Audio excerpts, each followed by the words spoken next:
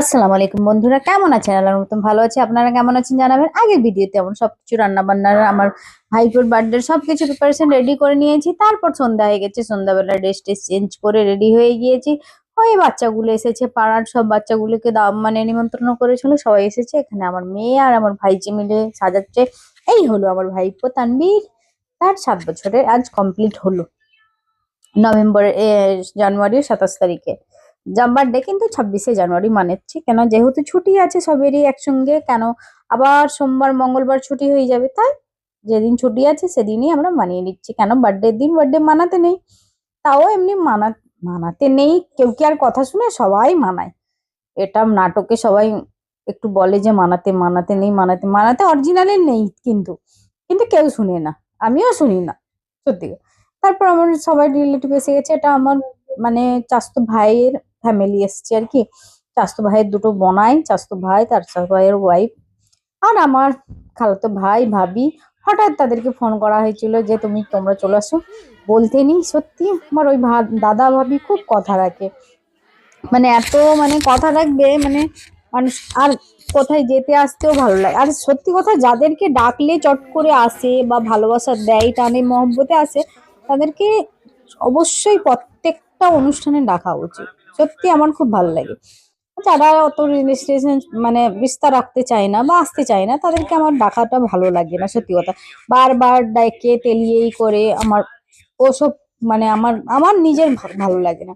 হ্যাঁ, মানুষকে দাওয়াত করো, ই করো, সবকিছু করো, কিন্তু মানুষ ভালোবাসার টানে যে আসবে সে অবশ্যই ভালো। আমাকেও কেউ ডাকলে অবশ্যই আমি ভালোবাসার টানে যাব। কিন্তু ওই দাদা ভাবিটা খুবই ভালো। এক কথায় 1 মিনিট মানে একটা কথা বলতে হয় না যে ডেকেছি, হ্যাঁ হ্যাঁ যাচ্ছি। দেখো, সবের মধ্যে সব জিনিসটা থাকে না, এই জন্য ওদেরকে আমরা খুব ভালোবাসি, সত্যি খুব ভালো ভালো লাগে ওদের ব্যবহার আচার সব ভালো লাগে। তারপর আমার ভাইপোর পাশে কেক কাটছে, কেক কাটের বাচ্চাগুলো সব তো রেডি হয়ে আছে, এসে সবাই পকোড়া টকোড়া এটা সেটা খেয়েছে। তারপর তো কেক কাটার অপেক্ষায় আছে। বাচ্চাগুলো তো জানেন তো কেকের মানে এতে থাকে যে কেকটা কখন, বার্থডের কেকটা খাওয়া হবে। সত্যি এমনিতেই কেক টেস্টি থাকে, এখন করে কেক মিয়ামার বা বিদ্যুৎ বেকারির কেক গুলো খুব টেস্ট লাগে। কেন আগে কিন্তু এমনি যে মানে মিষ্টি দোকানে টোকানে পাওয়া যেত, এই সে কেক তো একদম ফালতু, সব একদম ভালো লাগে না। কিন্তু এই মিয়ামারের আর বিদ্যুৎ বেকারির কেক আমার খুব ভালো লাগে। তোমার ভাইপোকে বলছি যে কেক কেটে নিয়েছে, সব তোমার বন্ধুদেরকে খাইয়ে দাও। তাই সে একে একে করে বন্ধুদেরকে খাওয়াচ্ছে, আমি এপাশে কেটে আমার আব্বাকে বলছি না, আমার আব্বা বলছে না না আমি খাবো নি, তোর বোনাই, বোন, তোর ভাই সবাইকে খাওয়া। একে একে করে আমার খাইয়ে দিচ্ছি সবাইকে। এটা আমার নতুন ভাবি, এই যে আমার চাচাতো ভাইয়ের রিসেন্ট বিয়ে হলো সেই ভাবিটা। যার মানে নিশ্চয়ই দেখেছেন আমার ব্লগে, যদি দেখে থাকেন বিয়ের ব্লগ, সেটা দেখে থাকেন যদি, তাহলে এই দাদা ভাইয়ের বিয়েতে গিয়েছিল। কারণ ভাবি পেয়ারিসি, ভাবিকে খাইয়ে দিচ্ছি। খেয়ে দিয়ে তারপর গেলাম আমার হাজবেন্ডের কাছে। আমার হাজবেন্ড বলছে, জানো তুমি আমি কেক খাইনি। আমি যে একটু তো খেতে হবে, তাহলে আমি কিন্তু কথা শুনবো না, একটু না খেতে হবে। তারপর তো জানেন আমার হাজবেন্ড না না করবে, তবু আমি জোর জবরদস্তি খাও, বলবে তুমি আমাকে ছাড়বে নি সত্যি।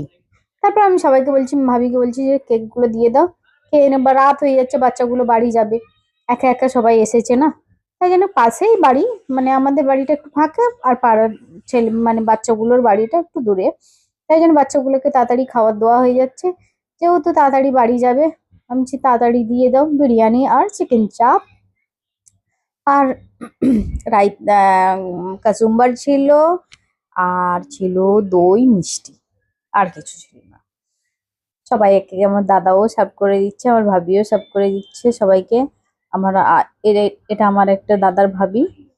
সবাই মিলেমিশে সব কাজ কাম করে নিলাম, কিন্তু অনেকজন খেয়েছে, কিন্তু ইজিলি হয়ে গিয়েছে, মনে হচ্ছে যেন কয়েকজনের ব্যবস্থা হয়েছে। সত্যি কথা, আগে থেকে আমার নিয়ম সব সময়, সত্যি কথা বলতে আমি আগে থেকে সব রেডি রাখবো।